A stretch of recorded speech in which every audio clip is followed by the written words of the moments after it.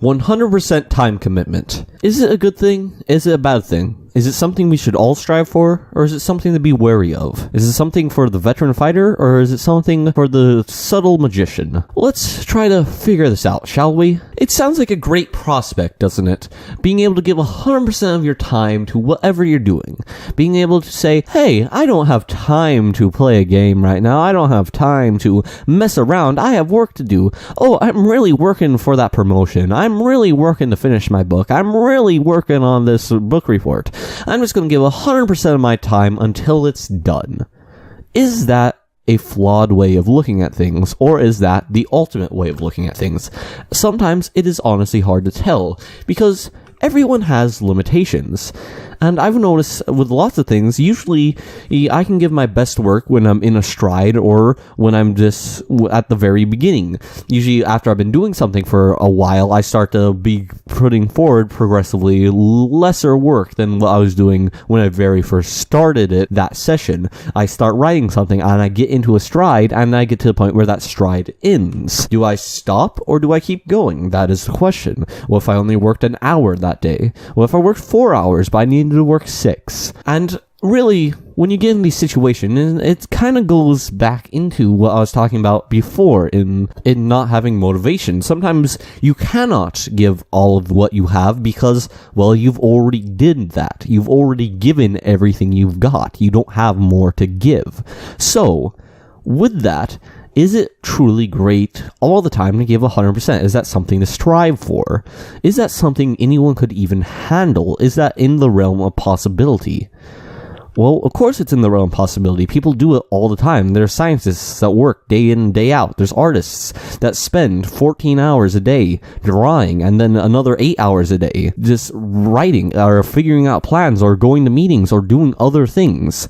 And that eats up their entire life and they die young because they gave 110% every single day on everything they did. But is that wrong? Is it necessarily wrong to do that? To give 100% of your time commitment to something, to try your best all the time and to give 100% of your time and your life? Well, of course it is. Really, you can't justify working yourself to the point of death. You can try to swing it any way you want, but if you work really hard today and you can't work tomorrow because of it, well, you've not made more money. If you work 18 hours a day, where you could have worked 10 hours a day and 20 hours tomorrow, what did you make more money doing? What did you accomplish more of?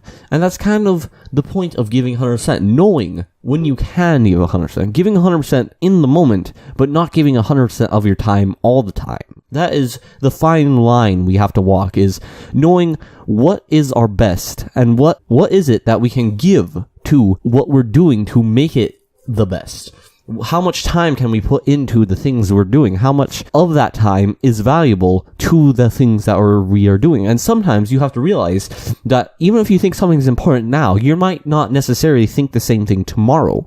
You might think, well, I spent all day on work and I didn't do anything but work all day today. Hey, sure, I missed out hanging out with my friends, but so what? I can do that any day. But then you realize 20 years later that, hey, I can work any day, but I haven't seen some of those friends for 20 years.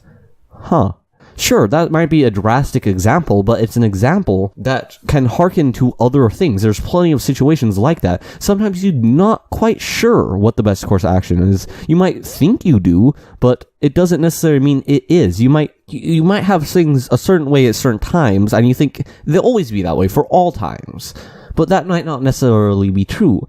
Sometimes you have to realize you have limitations not as a weakness, but more so as a deterrent from doing the wrong thing. Sure, if you spent 100% of your time working on one thing, you'd get that thing done, but maybe you shouldn't work on that book 100% of the time. Maybe you shouldn't finish your book in the next month. Maybe the month after that, you'll come up with an astounding idea that makes you rewrite the whole thing in an afternoon, and you realize, wow, this is 100 times better than what I would have put forward. Wow, if I hadn't waited this long, I would never have gotten this. And sometimes you gotta realize, giving 100% of your time to something isn't necessarily the way to go, especially if it's interfering with other things, especially even more if you're losing out on your health because of it. If you're giving 100% of your time and you're losing sleep and you're losing motivation and you're losing your willingness to be able to do any of the things you can do, then you are losing out on something very important, something very vital to being a human being, and you're losing out on really what makes that thing special to begin with. What made you want to do it in the first place? What made you want to give 100% of yourself in the first place? And sometimes you feel like you don't have a choice, but you always have a choice. You can give 90% of your time, and sometimes 90% is just enough, and that's what you have to do. If you give that 90% that time, maybe you can give 90% next time as well, instead of giving 100% once, and that's far better. Sometimes you can give 150%, and that's great, but sometimes it's more important to realize, if I limit myself now, I can go further tomorrow. And just because I'm not doing something 100% right now doesn't mean I'm not working on it slightly. Just because, yeah, I slacked out for 4 hours today, but I also worked on this 100% of the time for 6 hours, and I also spent 2 hours kind of on and off thinking about it a little bit and working on it in my head, working things out, and that can be great. That can help. That's not necessarily giving 100% of those 2 hours to it, but you're giving time to it, you're giving effort to it, and you're working things through. And sometimes you have to take a step back and just think about the smaller things, or think about the larger things, but not with your full attention. Sometimes your subconscious has to figure things out, and that comes with time. And you shouldn't spend that time where your subconscious is figuring things out, worrying and stressing and working yourself to the bone, to the point where once your subconscious has finally figured something out, that you don't have the energy to actually do it. I don't think giving 100% of yourself 100% of the time is the way to go. I think giving 100% of yourself some of the time and most of the time is the way to go, but you need to realize that sometimes you just have to take a break and say, hey,